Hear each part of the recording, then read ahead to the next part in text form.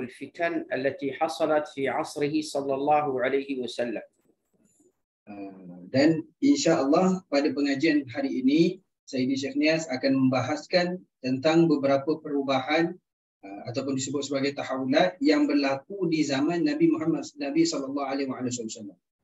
ومن أبرز تلك التحولات والفتن التي ظهرت في عصره صلى الله عليه وسلم ما تسمى بمدارس النفاق. Dan perubahan yang paling besar ataupun perubahan yang menjadi dikatakan di antara perubahan yang paling besar berlaku di zaman Nabi sallallahu alaihi wasallam adalah kemunculan madrasah-madrasah nifaq.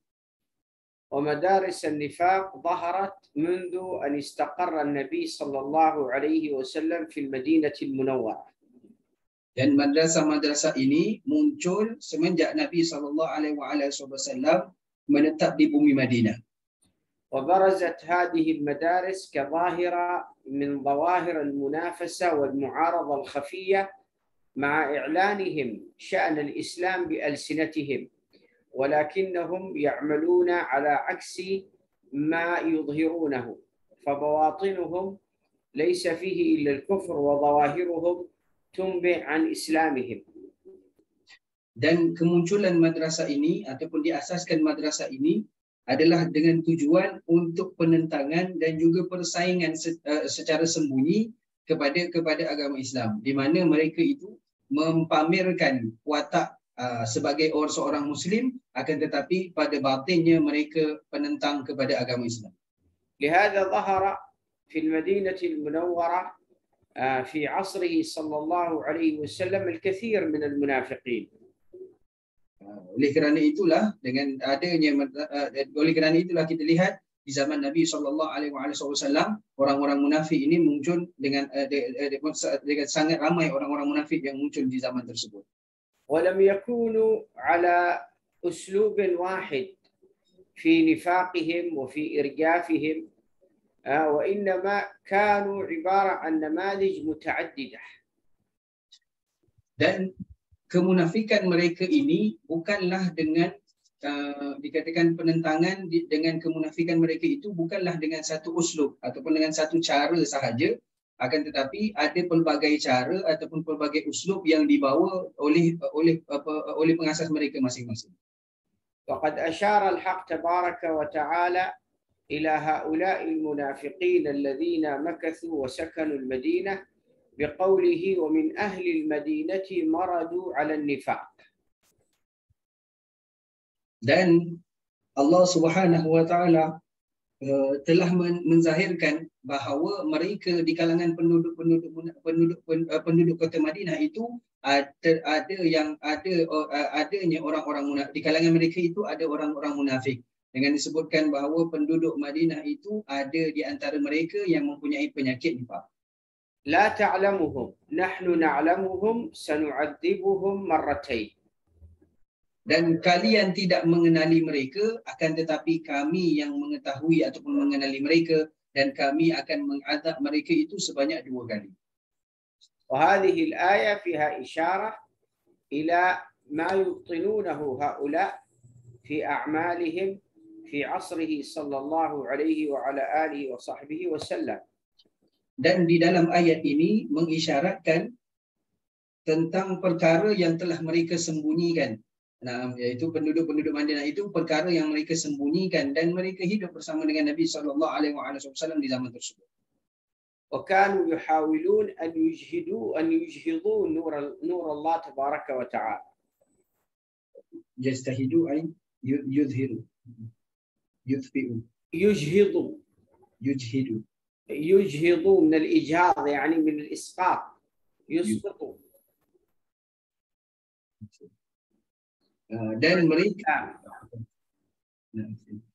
mereka berusaha sedaya upaya untuk memadamkan cahaya Allah Subhanahu wa taala من خلال الإرجاف والدعايات والأكاذيب التي يثيرونها في المجتمع المدني. Dengan menggunakan hasutan dan juga pendustaan yang mereka sebarkan di kalangan penduduk kota Madinah. والمنافقون في المدينة كانوا أنواع ونماذج وأقسام. Dan orang-orang munafik ini dikatakan seperti mana yang dijelaskan sebentar tadi, mereka terbahagi kepada beberapa kelompok dengan pembawakan masing-masing. ومن نماذج النفاق في المدينة ما تسمى في فقه التحولات بالمدرسة السلولية.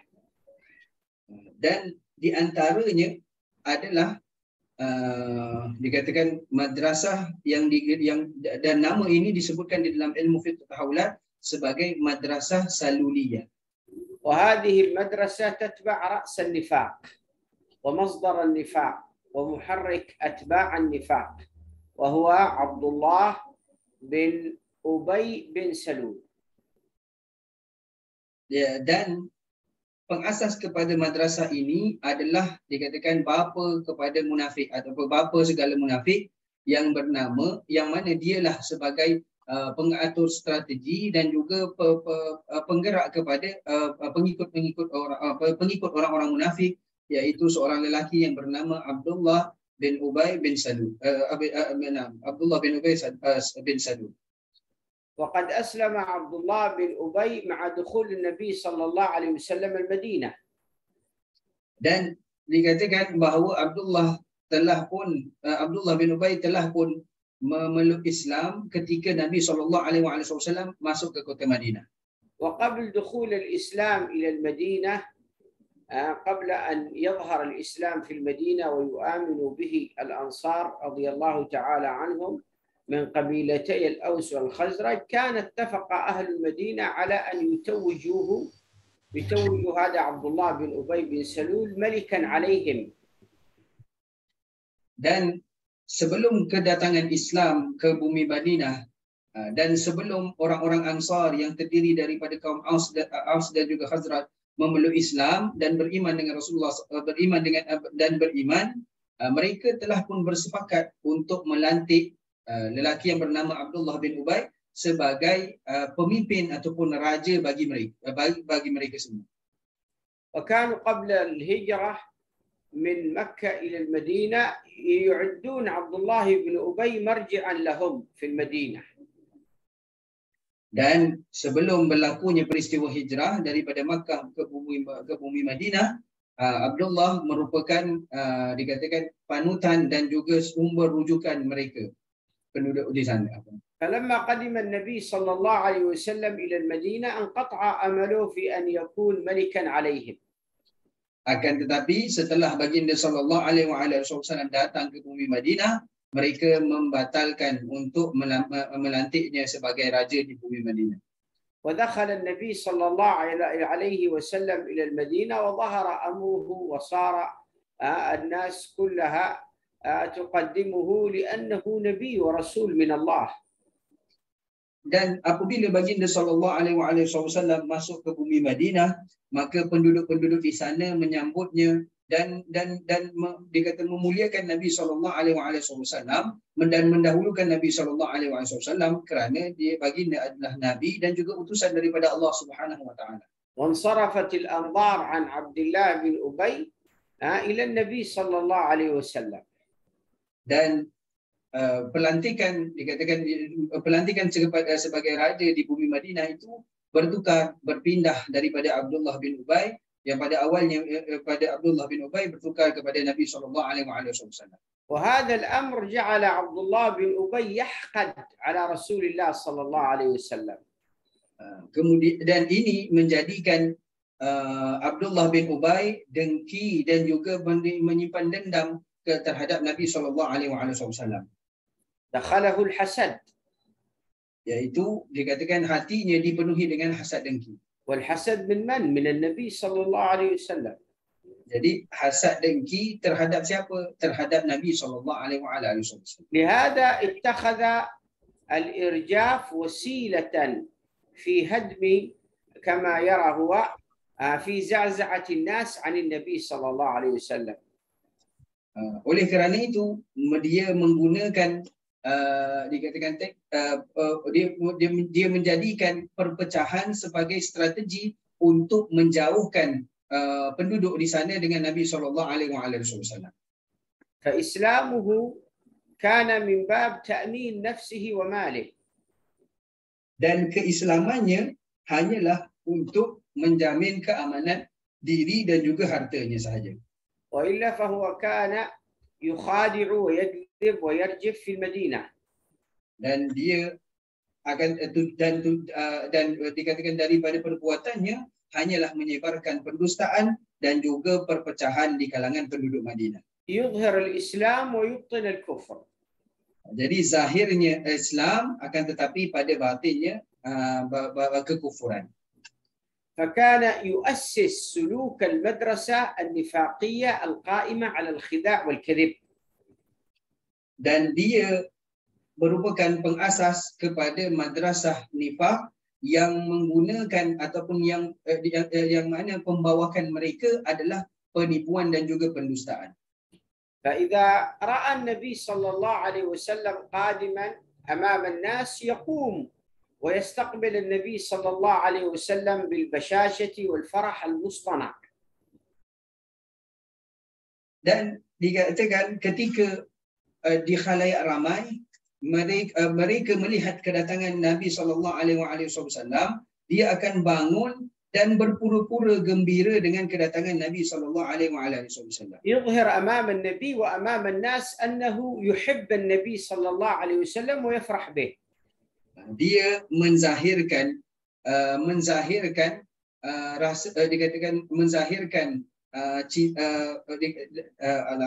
jadi dia menunjukkan seolah-olah dia itu mencintai Nabi SAW apabila dia berada di khalayak bersama dengan masyarakat di sana. فيقول أهلا برسول الله أهلا بكذا وكذا. يظهر مظاهر الفرح في كلامه حتى يشعر النبي صلى الله عليه وسلم أن الرجل يحترمه ويقدره ويحبه. Dan apabila Nabi SAW dia datang, dia akan menyambut Rasulullah dengan ucapan-ucapan yang memuliakan Rasulullah SAW. Dikatakan selamat datang kepada Rasulullah, selamat datang dengan, dan pelbagai lagi pujian diberikan kepada Rasulullah SAW kerana ingin menunjukkan bahawa dirinya menghormati dan mencintai Rasulullah SAW. ويجلس في حضرة النبي صلى الله عليه وسلم مجلس المتأدب المسلم المستمع الناصت. Dan dia apabila duduk di dalam majlis Rasulullah SAW, dia akan duduk dengan penuh beradab, dengan penuh dengan tunduk patuh, dengan beradab dan juga tunduk patuh kepada Rasulullah SAW. وإذا ذهب النبي صلى الله عليه وسلم عاد مع أصحابه المنافقين يضحكون ويستهزئون على النبي صلى الله عليه وسلم. Dan ketika Rasulullah SAW pergi, maka dia bersama dengan pengikut-pengikutnya akan mentertawakan dan juga menghina serta merendahkan Nabi SAW. وهذا عبد الله بن أبي بن سلول أسس مبادئ للنفاق، يعني قواعد أساسية للنفاق. Dan Abdullah bin Ubay merupakan pengasas kepada kaedah-kaedah dasar di dalam madrasah nifaq. فهو أول من أسس مبدأ المواطنة. Maka dialah orang pertama yang mengasaskan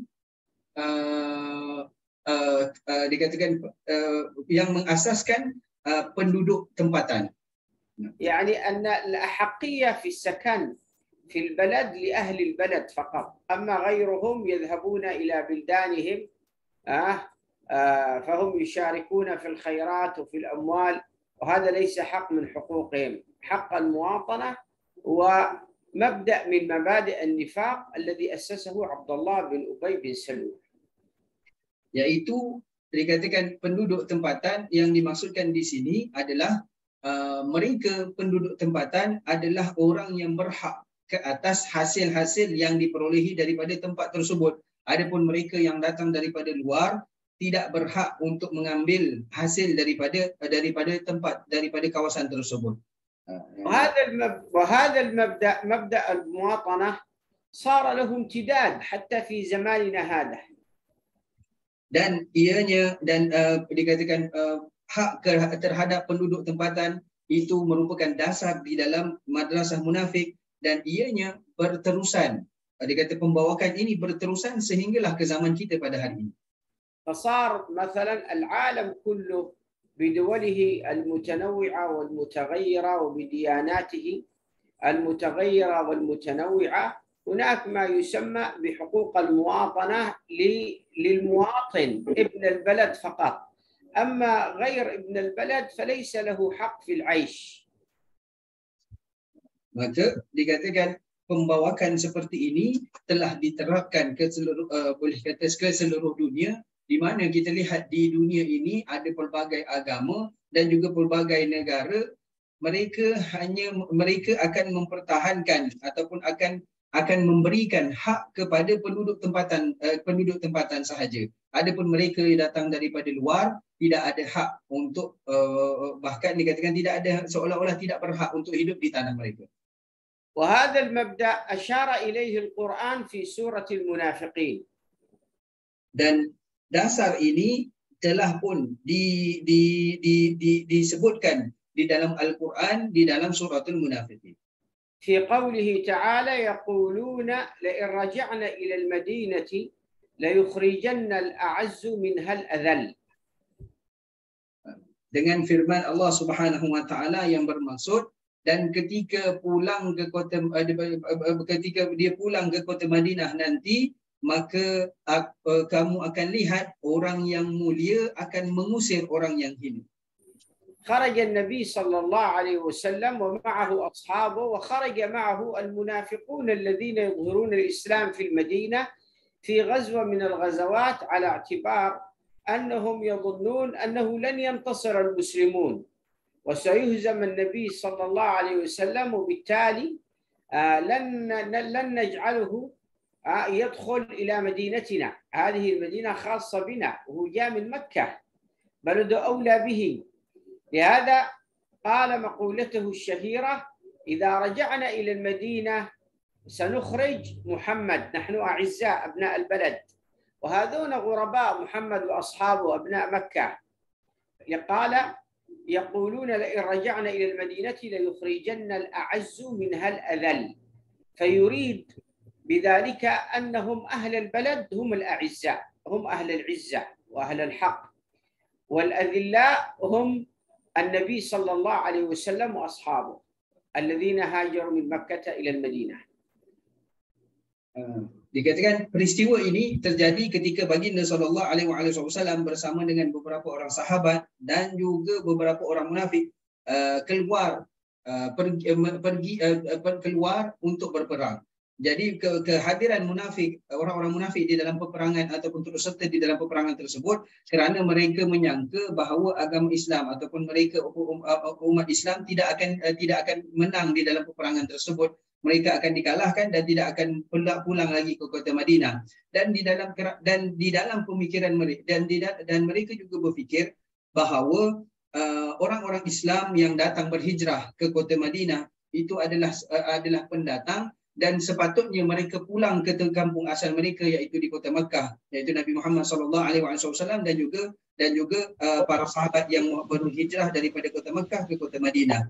Jadi mereka dan setelah itu ketuanya iaitu Abdullah bin Ubay pun menyatakan bahawa kalaulah mereka pulang ke kota Madinah nanti, nescaya orang yang mulia iaitu penduduk tempatan, mereka daripada kalangan orang-orang munafik yang terdiri daripada penduduk tempatan menganggap diri mereka itu lebih mulia. Dikata orang yang mulia akan mengusir mereka yang lebih hina, iaitu pendatang, iaitu Nabi Muhammad SAW dan juga orang-orang dan juga sahabat-sahabat yang berhijrah dari bumi Mekah ke bumi Madinah. هنا وصف نفسه كمواطن بأنه من أهل العزة، ووصف النبي صلى الله عليه وسلم كمهاجر بأنه من أهل الذلة. Maka di dalam ayat ini kita lihat dia menggunakan ataupun menyifatkan dirinya sebagai penduduk tempatan di sana, menyifatkan dirinya yang sebagai penduduk tempatan di sana adalah orang yang mulia, dan Nabi Muhammad SAW dan sahabat yang lain yang berhijrah dari bumi Makkah ke bumi Madinah sebagai orang-orang yang hina. وهذا المبدأ في زماننا هذا صار يعاني منه كثير من المسلمين وغير المسلمين. Maka perkara ini ataupun dasar ini telah pun diserap ataupun diterapkan kepada masyarakat kita pada hari ini, sama ada orang Islam ataupun non-Muslim. فصار المهاجر إلى بلد سواء كانت إسلامية أو غير إسلامية يعتبروا أهل البلد من أهل الذلة وهم من أهل العزة. Maka kita lihat sudah menjadi seolah-olah satu kebiasaan apabila seseorang itu berhijrah ke negara lain, maka dianggap sebagai orang dikata kelas bawah ataupun orang yang kelas bawahan, dan mereka penduduk tempatan adalah orang-orang yang mulia. Abdullah bin Ubay lahu walad min awladihi ismuhu Abdullah bin Ubay. وهذا عبد الله بن عبد الله بن أبي من أصحاب النبي صلى الله عليه وسلم الذي حسن إسلامه. Abdullah bin Ubay mempunyai seorang anak yang namanya juga Abdullah, dan dikatakan namanya juga Abdullah. Jadi namanya adalah Abdullah bin Ubay bin Salul, yang mana dia ini merupakan sahabat Nabi SAW, dan dia dikatakan dia setelah memeluk Islam, dia dikatakan sebagai orang Muslim yang patuh kepada agamanya. قيل لعبد الله بن أبي أن أباك يقول كذا وكذا، يقول لئن رجعنا إلى المدينة ليخرجن الأعز منها الأذل، ويقصد بذلك رسول الله صلى الله عليه وسلم. Dan apabila kenyataan yang dikeluarkan oleh ayahnya itu sampai diberitahu kepada anaknya, iaitu Abdullah bin Ubay bin Salul, iaitu dikata apabila ada yang menyampaikan kepada anaknya tentang kenyataan ayahnya, di mana dikatakan ayahnya telah berkata bahawa ketika mereka pulang ke kota Madinah, nescaya mereka yang mulia akan mengusir orang-orang yang hina. فغضب سيدنا عبد الله من مقولة والده. Maka anaknya Sayyidina Abdullah merasa marah dan juga geram, dia kata marah dan juga marah terhadap apa yang telah diucapkan oleh ayahnya. وقال سيعلم إذا رجعنا إلى المدينة من هو الأعز ومن هو الأذل. Kemudian dia pun berkata, anaknya pun berkata, kalau kami sampai di bumi Madinah nanti, ayahku akan tahu siapa yang mulia dan siapa yang hina. فلما رجعوا إلى المدينة عادوا من الغزوة إلى المدينة وقف عبد الله عند باب المدينة. Dan ketika mereka pulang ke kota Madinah, maka dia telah ditahan oleh anaknya di hadapan pintu kota Madinah. ومنع أباه من أن يدخل إلى المدينة. Dia Abdullah, iaitu anaknya, telah menghalang ayahnya daripada masuk ke kota Madinah. قال له أنت تصف النبي بالأذل وتصف نفسك بالأعز، ستعلم الآن من هو الأعز ومن هو الأذل، لن تدخل. وأقسم عليه لن يدخل المدينة حتى يأذن له رسول الله بالدخول. Anaknya menghalang ayah, Abdullah sebagai anak menghalang ayahnya daripada masuk ke kota Madinah. Kemudian dia juga bersumpah dengan menyatakan bahawa aku tidak akan benarkan. Dia kata, aku menghalang engkau kerana engkau menyifatkan diri engkau mulia dan menyifatkan Rasulullah sebagai orang yang hina. Maka pada hari ini aku bersumpah aku tidak akan benarkan engkau masuk sehinggalah engkau diberi keizinan oleh Rasulullah SAW untuk menjejakkan kaki ke bumi Madinah. فكان الناس يدخلون إلى المدينة وينظرون إلى عبد الله بن أبي خارج المدينة منعه ولده من الدخول فيضحكون عليه فعاد هو الذليل والنبي صلى الله عليه وسلم هو العزيز. Maka ketika peristiwa tersebut terjadi, orang-orang yang masuk ke kota Madinah melihat anaknya seorang anak yang sedang menghalang ayahnya untuk masuk ke kota Madinah, maka mereka pun mentertawakan Abdullah bin Ubay bin Salul, dan ini menjadi sebab dia menjadi hina dan juga Rasulullah sallallahu alaihi wasallam disanjung kembali dan dia dikatakan sebagai orang yang mulia. وكان أبوه يصيح ويقول يا عاق أتمنع أباك من الدخول إلى بلده. Kemudian dia pun berkata, wahai anak yang ya aq, yakni aqib walidain. نعم. Kemudian dia pun menyatakan, wahai anak yang derhaka, adakah engkau menghalang ayahmu daripada masuk ke kota Madinah? فقال له والله لن تدخل حتى يأذن لك النبي بالدخول. Kemudian anaknya terus berkata, demi Allah aku tidak akan benarkan engkau masuk sehinggalah Rasulullah mengizinkan engkau untuk masuk. فبعثوا إلى النبي صلى الله عليه وسلم يخبروه بالأمر. Maka datanglah utusan menyampaikan perkhabaran tersebut kepada Rasulullah sallallahu alaihi wasallam. فأرسل رسولا إلى عبد الله يأمره بأن يسمح لوالده بالدخول إلى المدينة.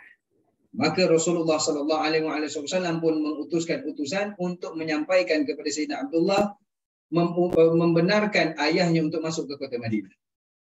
وبهذا أعز الله نبيه صلى الله عليه وسلم وأذل ذلك المنافق. Dan begitulah Allah Subhanahu wa taala memuliakan nabinya dan juga menghina orang-orang munafik yaitu Abdullah bin Ubay bin Salul. كما أن لعبد الله بن أبي بن سلول مبادئ أخرى في النفاق. Dan selain daripada dasar yang telah disebutkan sebentar tadi, dia juga ada meletakkan dasar yang lain di dalam madrasah. ومن مبادئه النفاقية فرض الحصار الاقتصادي على المهاجرين. فرض الحصر الاقتصادي. فرض الحصار الاقتصادي على المسلمين المهاجرين. عمل لهم حصار اقتصادي، منع عنهم التغذية، قال لا تعطوهم، لا تبيعوا لهم طعام، لا تبيعوا لهم شيء من المواد الغذائية من أجل نضيق عليهم ويخرجوا من بلادنا. Dan dasar yang seterusnya adalah melakukan sekatan ekonomi terhadap orang-orang muhajirin, di mana dikatakan dengan tujuan apabila mereka merasa tidak mampu untuk meneruskan perniagaan di sana, maka mereka akan keluar daripada bumi Madinah.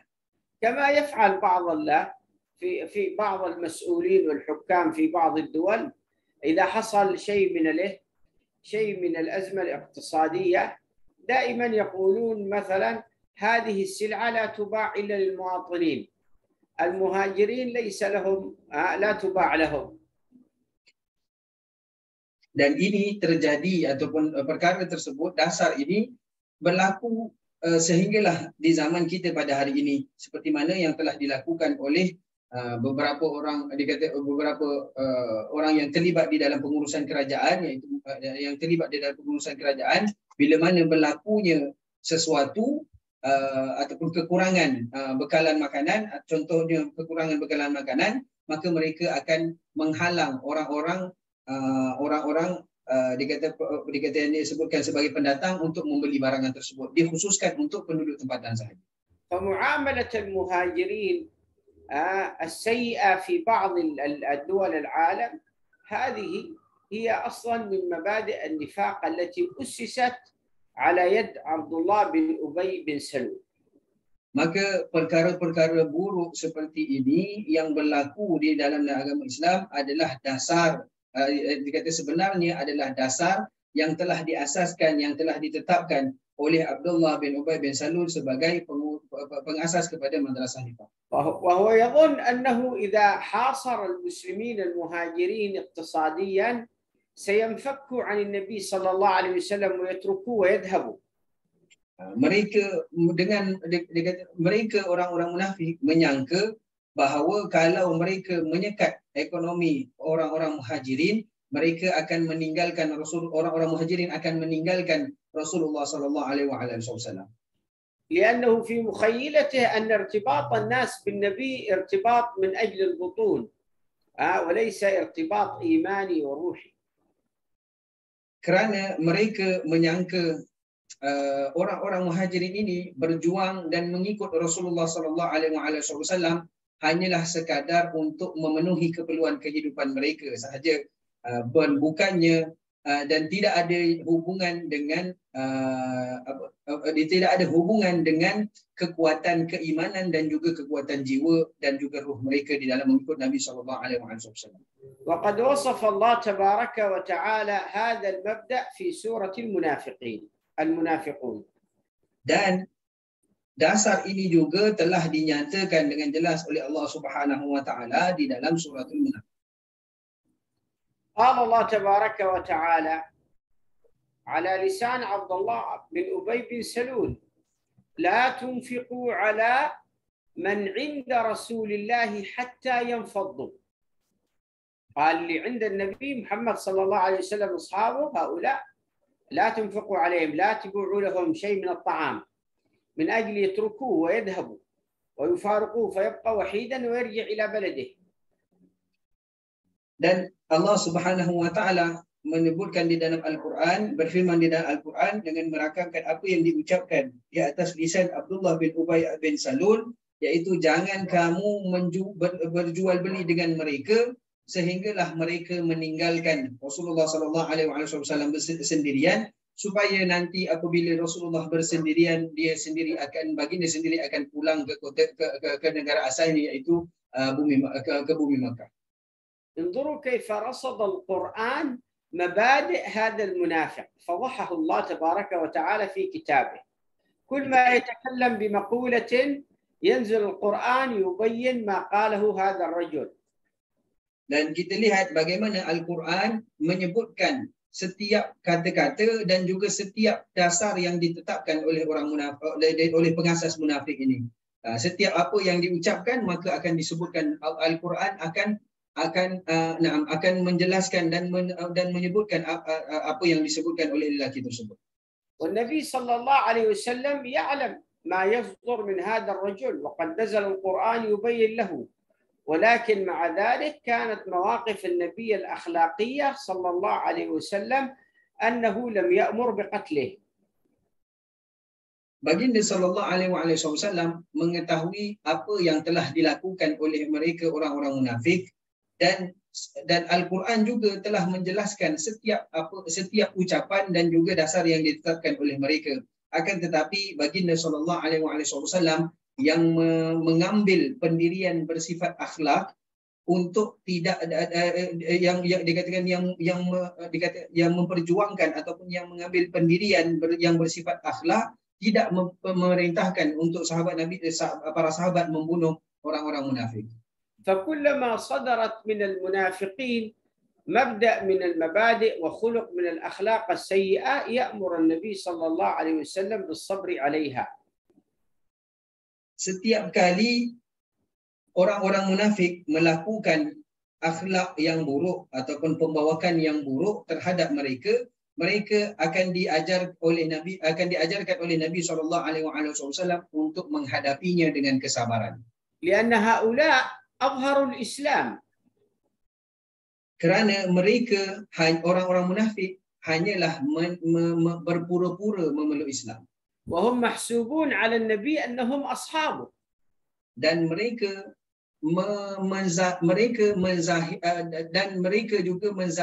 dikatakan orang-orang munafik itu menzahirkan keislaman mereka, dan mereka bertindak ataupun berperilaku seperti para sahabat Nabi sallallahu alaihi wasallam. مع أنهم أعداء لكن أعداء في الخفية.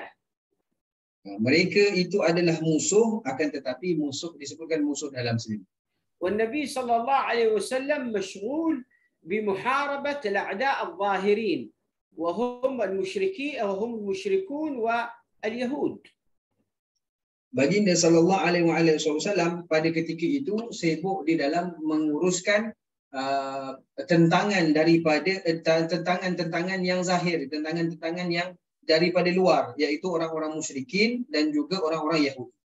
لهذا في كثير من المواقف سيدنا عمر يقول لرسول الله صلى الله عليه وسلم: دعني يا رسول الله أقطع عنق هذا المنافق.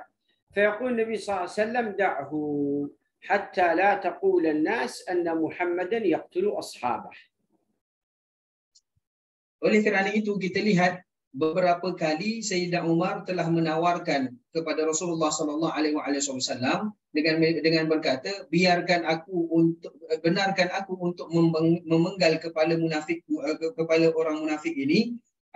Dan Rasulullah sallallahu alaihi wasallam menyebut dan Rasulullah sallallahu alaihi wasallam menyebutkan, tinggalkan dia, biarkan mereka, supaya orang luar tidak menyatakan bahawa Nabi Muhammad membunuh sahabatnya sendiri.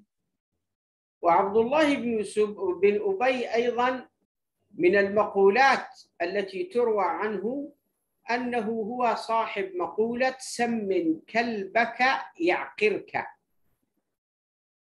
يعني تربيه وتأكل الكلب بعدين يفترسك.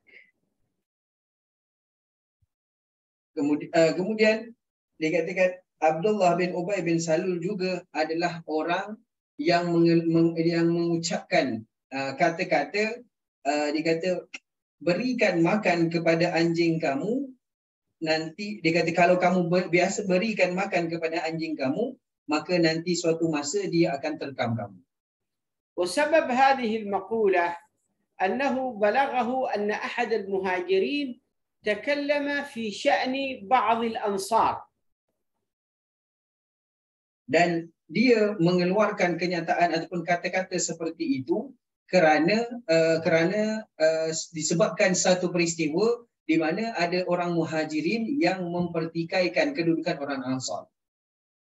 فقال سمن كلبك يعقرك، يعني أنتم السبب، الأنصار أهل المدينة المسلمين أكلتموهم وشربتموهم وآويتموهم في مساكنكم وأعطيتموهم العمل، لما شبعوا سبوكم. Jadi mereka, Abdullah bin Ubay bin Salul, dia mengeluarkan kenyataan tersebut ataupun kata-kata tersebut kerana ingin menyalahkan orang-orang Ansar, bahawa mereka orang-orang Ansar yang bantu orang-orang Muhajirin ketika datang berhijrah, memberi mereka makan, beri mereka tempat tinggal, beri mereka dikata segala keperluan yang diperlukan, maka tibanya hari ini mereka sudah senang, mereka akan menentang orang-orang Ansar ataupun mencerca orang Ansar. وفي هذه المقولة دلالة على حقده على أصحاب رسول الله صلى الله عليه وسلم. Jadi dengan perkataan ataupun ucapan daripada yang dikeluarkan oleh Abdullah bin Ubay bin Salul menunjukkan betapa bencinya dia terhadap para sahabat Nabi sallallahu alaihi wasallam. ووصفه للمهاجرين بالكلاب.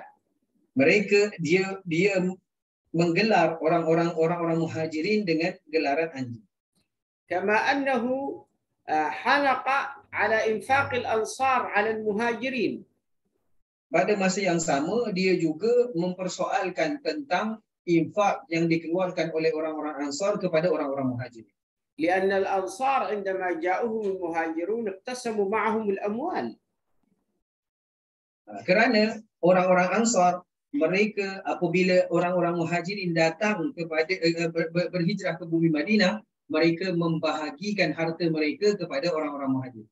بعد أن جاء المهاجرون إلى المدينة وآخى النبي صلى الله عليه وسلم بين الأنصار والمهاجرين، صار الأنصاري يقول لأخيه المهاجر هذا مالي خذ نصفه.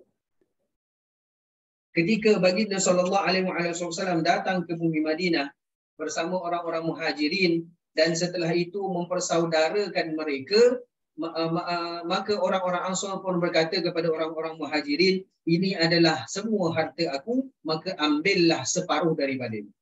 وعبد الله بن أبي بن سلول يرى من وجهة نظره أن المهاجرين لا يستحقون هذه الأموال التي لم يتعبوا بها. Dikatakan Abdullah bin Ubay bin Salul melihat perkara tersebut tidak sepatutnya terjadi kerana orang-orang Muhajirin tidak layak mendapatkan harta tersebut yang bukan datang daripada hasil titik peluh mereka. لذلك تأسست هذه المبادئ في المنافقين بقيادة عبد الله بن أبي بن أبي سلول.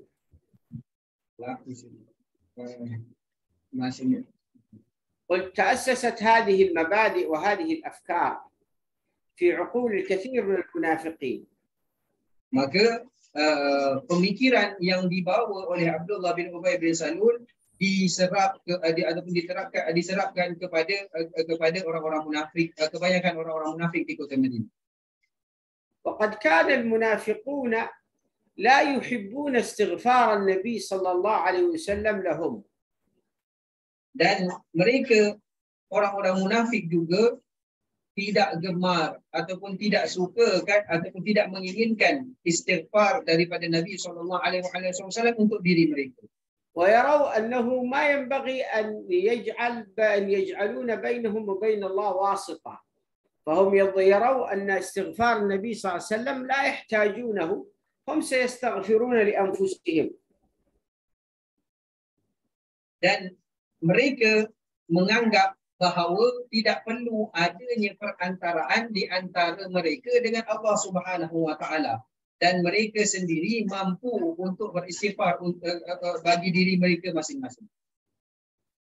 فإذا قال لهم الصحابة تعال، قال لأحد المنافقين تعال ليستغفر لك النبي صلى الله عليه وسلم ويدعو لك، يولي رأسه لا أريد ويذهب وهو مستكبر.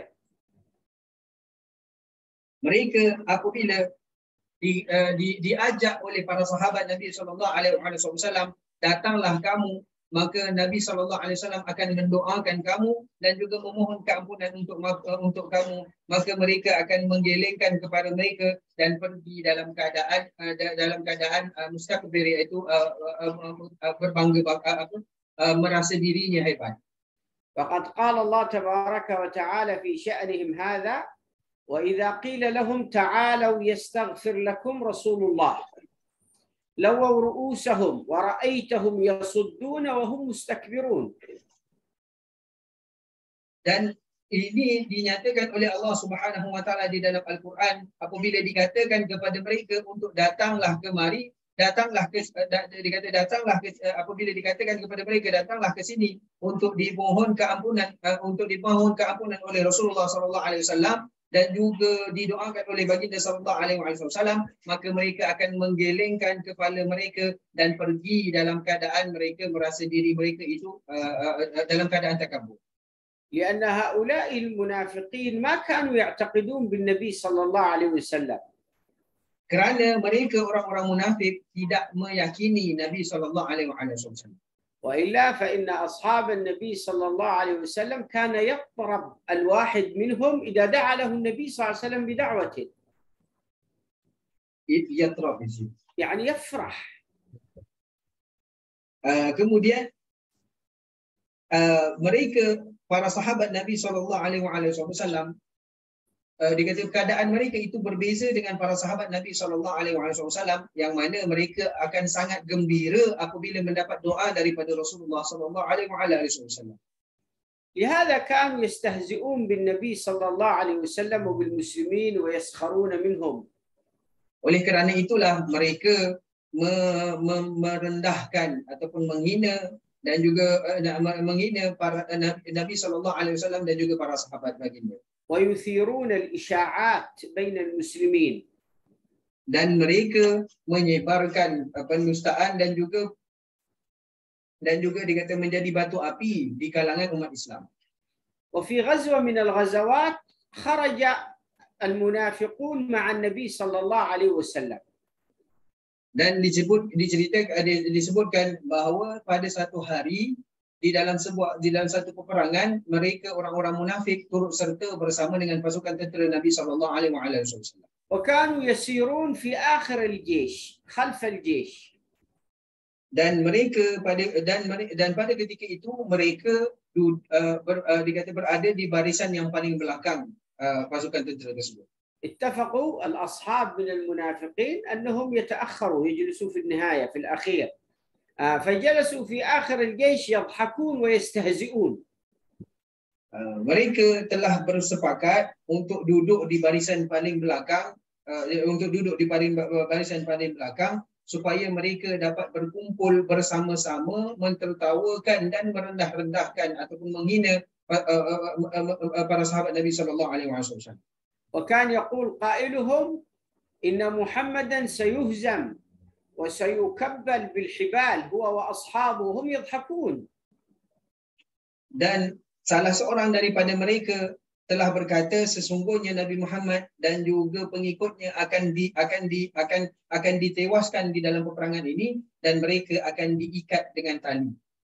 يظن أن الأمر سهل وسيمر مرور الكرام ولن يعلم به النبي صلى الله عليه وسلم. Dia kata mereka akan diikat dengan tali, iaitu ditangkap. Maka dia kata mereka menyangka bahawa perkara tersebut tidak diketahui oleh Nabi SAW. فنزل جبريل عليه السلام يخبر النبي صلى الله عليه وسلم بشأن سخريتهم. Maka Jibril pada ketika itu turun mengkhabarkan kepada Rasulullah SAW tentang ejekan daripada mereka orang-orang munafik. فلما علم النبي بأمرهم طوقهم بالجيش. حاطهم بالجيش. صاروا هم بالوسط. لا. Kemudian apabila Rasulullah SAW mengetahui tentang perkara tersebut, baginda Rasulullah SAW mengambil tindakan dengan mengepung mereka.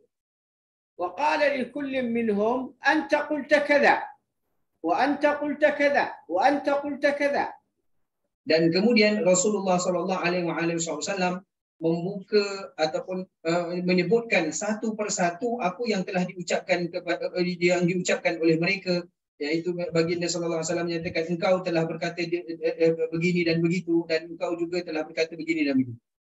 وهم كانوا يخافون أن ينزل فيهم وحي من السماء ولكنهم يريدون أن يستهزئوا ويسخروا فلما أخبرهم النبي بما يقولون خافوا وارتجفوا. Jadi mereka tahu bahawa adanya wahyu yang akan turun daripada langit, akan tetapi sudah menjadi kita kata perangai ataupun sifat mereka yang suka merendahkan dan juga menghina. وقالوا إنما كنا نخوض ونلعب. Kemudian mereka pun berkata kami hanyalah bergurau senda dan bermain-main sahaja. يعني كنا نتكلم على سبيل الضحك وليس على سبيل الاستهزاء والسخرية. Yaitu mereka berkata iaitu kami hanyalah bergurau senda dan bukan tujuan kami untuk menghina dan merendahkan. فأنزل الله تبارك وتعالى الآيات القرآنية التي تقرر كفرهم وتقرر مروقهم عن الدين. Maka Allah Subhanahu wa taala pun menurunkan ayat yang menjelaskan tentang kekufuran mereka dan juga mengisbatkan tentang kekufuran mereka dan juga tuqarrir ala kufrihim wa an muruqihim dan juga tentang perbuatan mereka. Allah Azza wa Jalla dengan menyebut Allah Subhanahu wa taala telah berfirman, يحذر المنافقون أن تنزل عليهم سورة تنبئهم بما في قلوبهم. يعني يخاف المنافقون أن تنزل سورة تبين ماذا يقولون ماذا في قلوبهم. Orang-orang munafik itu merasa takut adanya surah yang turun, iaitu adanya wahyu dan surah adanya wahyu ataupun iaitu surah yang turun menjelaskan tentang apa yang diucapkan di dalam hati mereka. قل استهزئوا إن الله مخرج ما تحذرون. يعني استهزئوا تكلموا الله سيفضحكم. Kemudian dikatakan teruskanlah merendah-rendahkan dan menghina, sesungguhnya Allah akan menunjukkan ataupun akan menyatakan apa yang telah disimpan di dalam hati kalian. فلما يسألهم النبي صلى الله عليه وسلم يقولون نحن نضحك ونلعب ونمزح. Kemudian apabila dikepung oleh Rasulullah sallallahu alaihi wasallam dan kemudian Rasulullah sallallahu alaihi wasallam membuka satu persatu apa yang telah diucapkan oleh mereka, maka mereka pun berkata kami hanyalah bergurau dan juga bukan niat kami untuk merendah-rendah, untuk menghina dan merendahkan. Allah tabaraka wa taala wa la in sa'altahum la yaqulunna inna ma kunna nakhudu wa nal'ab. Dan Allah Subhanahu wa taala telah menjelaskan tentang perkara tersebut, dan jika ditanyakan kepada mereka apa yang telah mereka ucapkan, niscaya mereka akan berkata kami hanyalah bergurau senda dan bermain-main sahaja. Qala Allah azza wa jalla lahum qul abillahi wa ayatihi wa rasulihi kuntum tastahzi'un. Kemudian Allah Subhanahu wa taala menyatakan di dalam Al-Quran, katakanlah adakah dengan Allah dan juga ayat-ayat Allah ataupun bukti-bukti kebesaran Allah dan juga utusan Allah itu kamu mempersendakan ataupun kamu menjadikan perkara tersebut sebagai mainan. لا تعتذروا قد كفرتم بعد إيمانكم. ما عاد في عذر، هذا استهزاء. Jadi janganlah kamu dikatakan menjadikan itu sebagai satu alasan. Sesungguhnya ia menjadikan kamu kufur dan tidak ada jalan kembali. وكان المنافقون في المدينة يتعاملون مع اليهود. Dan orang-orang munafik mereka bekerjasama dengan orang-orang Yahudi. وكذلك مع المشركين. Dan begitu juga dengan orang-orang musyrikin. فكانوا اتفقوا في غزوة الأحزاب على أن يأتوا لليهود ومشركي قريش بأخبار النبي صلى الله عليه وسلم. Dan perkara ini terjadi di dalam peperangan Ahzab, di mana mereka telah bersetuju dengan orang-orang Yahudi dan juga orang-orang musyrikin untuk memberitahu perkhabaran daripada dalam kota Madinah, iaitu perkhabaran tentang strategi yang dibuat oleh Rasulullah SAW. فكلما سمعوا خبرا من النبي أو من أصحابه يبلغوه اليهود وكفار قريش. Dan setiap perkhabaran yang mereka dengar daripada Rasulullah SAW, maka mereka akan sampaikan kepada orang-orang Yahudi dan juga orang-orang kufar Quraisy. وعندما جاءت الغزوة تخلفوا عن الحضور. Dan ketika tibanya waktu untuk pertempuran ataupun untuk bertempur, mereka akan menolak untuk turut serta. ويعتذرون من الخروج. Dan mereka غير جاهزين ولا معدين للخروج. فيأذن النبي صلى الله عليه وسلم ويعذرهم لأن أيضا خروجهم يسبب إرجاف ويسبب قلق. Maka baginda mereka akan mencipta pelbagai alasan dengan yang menunjukkan mereka tidak bersedia untuk keluar bertempur. Maka baginda SAW pun menerima alasan mereka dan membiarkan mereka untuk tidak turut serta, kerana jika dibenarkan ataupun dibiarkan mereka turut serta dengan pasukan Islam, mereka hanyalah membawa kekacauan dan juga membawa kepada perpecahan di dalam pasukan tentera umat Islam. كما أنهم كانوا يثيرون الدعايات ويؤيدون المسائل وقد شاركوا في الإرجاف عند حادثة الإفك التي اتهمت بها السيدة عائشة رضي الله تعالى عنها وأرضاها من أجل أن يطعنوا في النبي وفي أمهات المؤمنين. Dan sudah menjadi tabiat dan perangai mereka akan menyebarkan dakwaan-dakwaan palsu dan juga dakwaan-dakwaan palsu seperti mana yang berlaku kepada Sayyidatina Aisyah.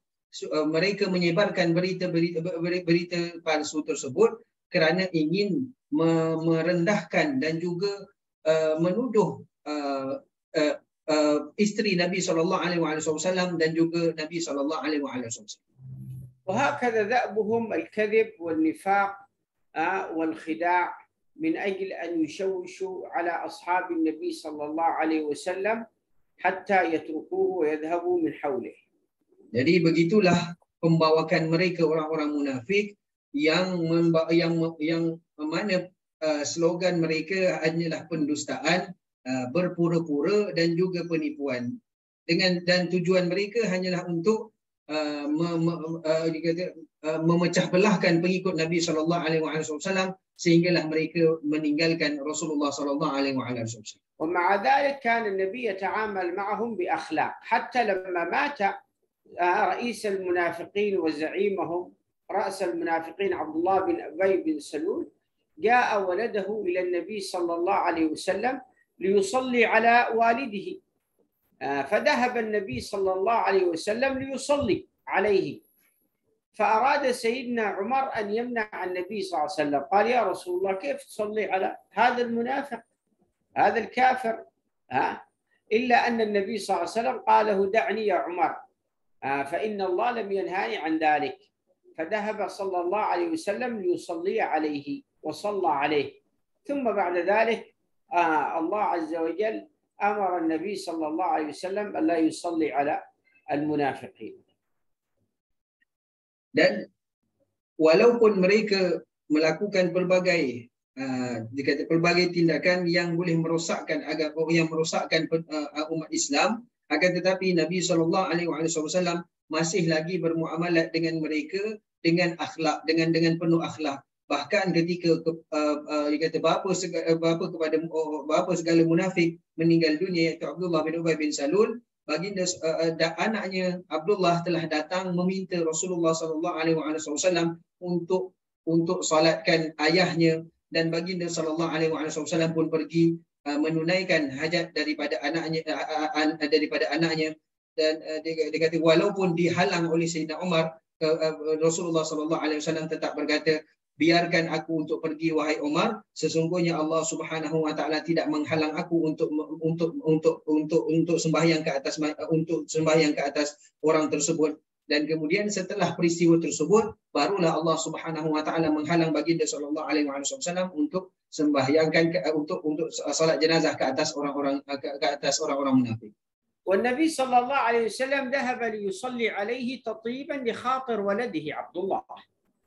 Dan baginda sallallahu alaihi wasallam pergi melaksanakan solat jenazah ke atas Abdullah bin Ubay bin Salul kerana ingin menjaga perasaan anaknya, iaitu Abdullah. بل حتى أن ولده عبد الله طلب من النبي أن يعطيه ثوب من أثوابه ليكفن به والده لعل الله يغفر له ببركة ثوب النبي صلى الله عليه وسلم فأعطاه النبي. Dan anaknya juga minta daripada Rasulullah sallallahu alaihi wasallam pakaian supaya untuk digunakan untuk digunakan sebagai kafan kepada ayahnya.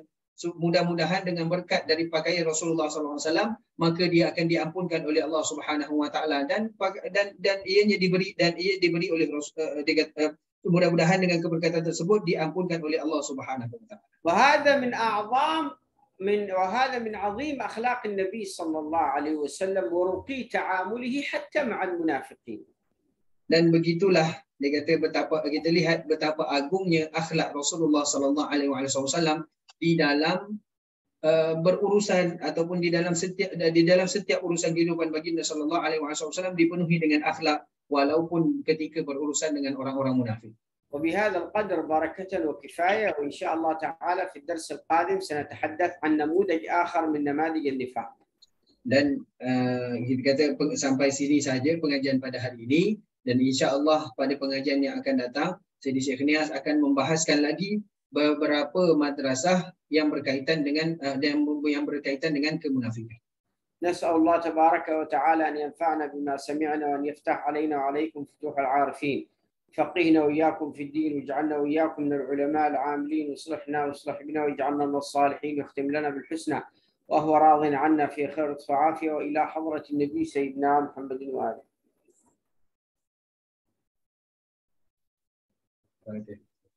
مستقيم صراط الذين أنعمت عليهم. اللهم صل وسلم على سيدنا محمد. الحمد لله رب العالمين. تقبل الله منا ومنكم. استودعكم الله في امان الله. السلام عليكم ورحمه الله وبركاته. وعليكم السلام شيخ. Alhamdulillah selesai pengajian kita pada hari ini, dan saya mudah-mudahan kita terus beristiqamah mengikuti pengajian pada hari ini, dan saya mohon maaf di atas kekurangan saya di dalam menterjemahkan, dan kita kata saya serahkan kembali kepada pihak pengurusan pengajian daripada Baitul Furqan. Jadi saya mohon keizinan untuk izin untuk kita keluar daripada pengajian pada hari ini. Assalamualaikum warahmatullahi wabarakatuh. Assalamualaikum warahmatullahi wabarakatuh.